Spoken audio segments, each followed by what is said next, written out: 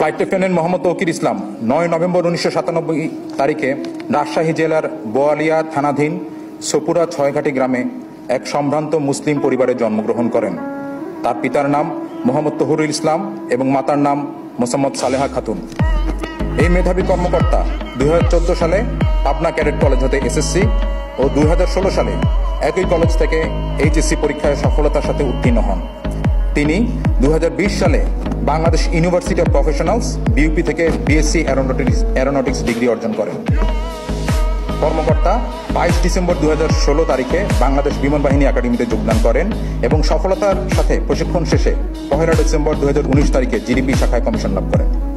তিনি চাকুরিকালীন সময়ে বিমান বাহিনীর বিভিন্ন ফ্লাইং স্কোয়াড্রন যেমন 15 স্কোয়াড্রনে পাইলট, 35 স্কোয়াড্রন পাইলট এবং অ্যাডজুটেন্ট হিসেবে দায়িত্ব পালন করেছেন।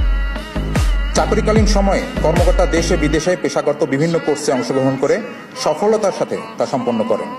তিনি বাংলাদেশ বিমান বাহিনীর 11 স্কোয়াড্রন হতে বেসিক ফ্লাইং ট্রেনিং, 15 স্কোয়াড্রন হতে basic jet and fighter conversion course, aeromedical institute হতে ফিজিওলজিক্যাল ট্রেনিং কোর্স এবং physiological indoctrination course, school of security and intelligence হতে officers basic air intelligence course, Bogura radar unit হতে electronic air warfare course, school of physical fitness হতে watermanship course ও বিমান বাহিনী academy হতে potential flight commander course কৃতিত্বের সাথে সম্পন্ন করেন।